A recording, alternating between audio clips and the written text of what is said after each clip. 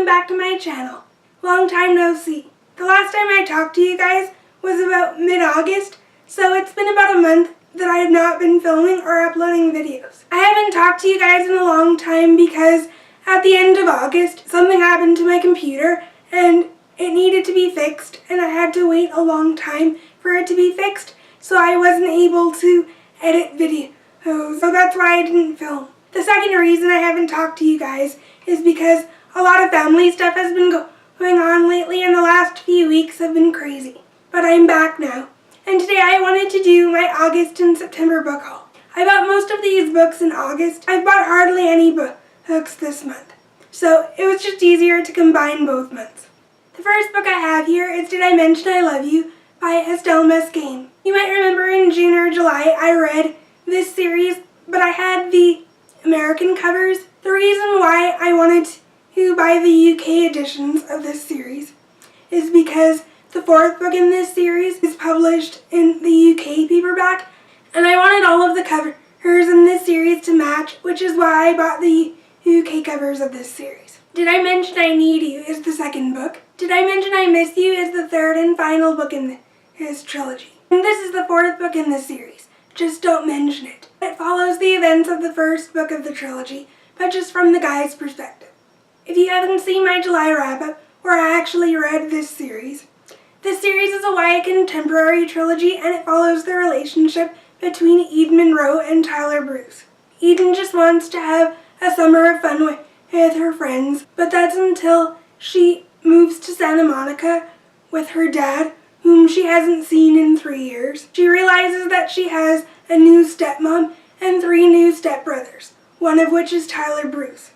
Eden can't stand Tyler when she first meets him, but they keep being thrown together because of their mutual friends. As Eden gets to know Tyler more, she starts growing feelings for him.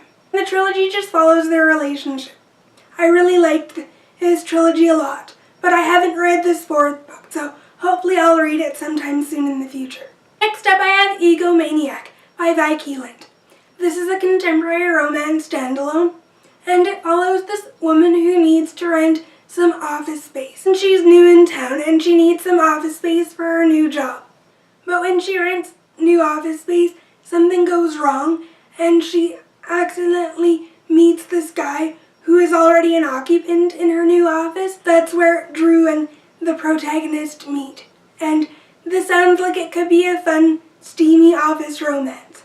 I've heard great things about Vi Keeland as an author, and I've heard that Egomaniac is even better than Boss Man. I read Boss Man sometime last year, and I really enjoyed it, so hopefully I'll like this office romance as well. The last physical book I have in this haul is Forgetting August by J.L. Berg. This is the first book in a contemporary romance duet, and it follows the relationship between a guy named August and a girl named Everly.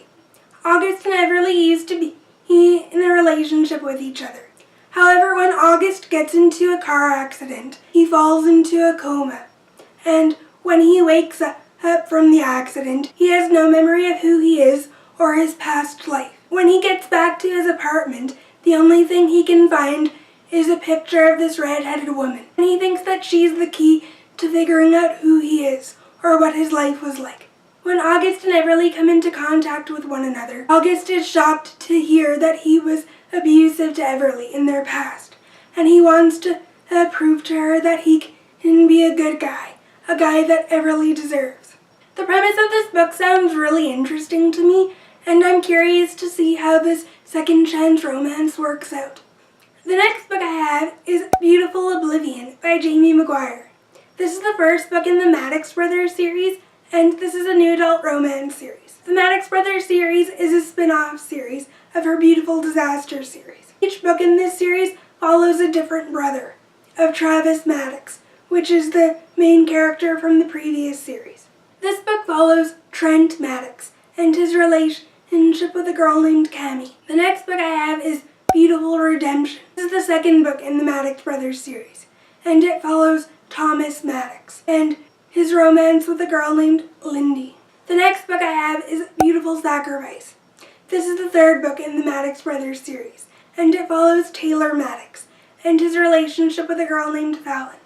The next book I have is Something Beautiful by Jamie McGuire. This book is a little novella in the Maddox Brothers series, and it actually follows Shepley Maddox and his relationship with a girl named America. Shepley Maddox is Travis Maddox's cousin. We met him in the Beautiful Disaster series, and America Mason is Abby's best friend, and Abby is in a relationship with Travis in the previous series. So this is a little novella about them. In this novella we get past glimpses of what it was like when Shepley and America met, but we also get to see their lives in the present day, along with the events in the Maddox Brothers series. Naturally, the next book I purchased was Beautiful Funeral by Jamie McGuire. This is the final book in the Maddox Brothers series. This book was my favorite in this series. I gave it 5 out of 5 stars, but I'll talk more about that in my August wrap-up. The next book I got was Stepbrother, Dearest by Penelope Ward. This is a new adult romance book, and it's a standalone. I don't know much about this book. All I know is that it's a relationship following a stepbrother and a stepsister, and I've heard it's really angsty. And I love angsty romances, so I definitely wanted to pick this one up. Next up, I have Cheater by Rachel Van Dyken. This is the first book in a new adult romance duet. I don't know much about this book either.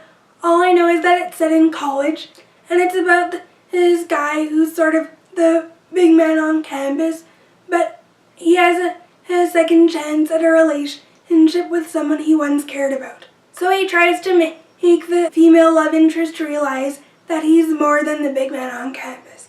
The last book of this haul is one that he bought this month in September, and that's Hale by Webster.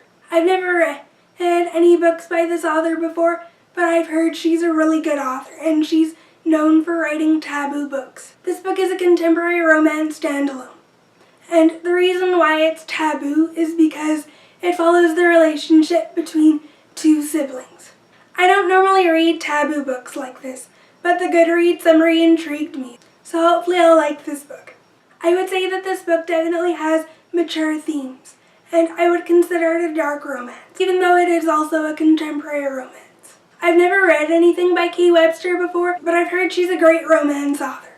Those are all of the books that I bought in August and September. If you want to see more videos from me, I'll put some videos up on the screen in case you guys want to check those out. Also, don't forget to hit that subscribe button as well.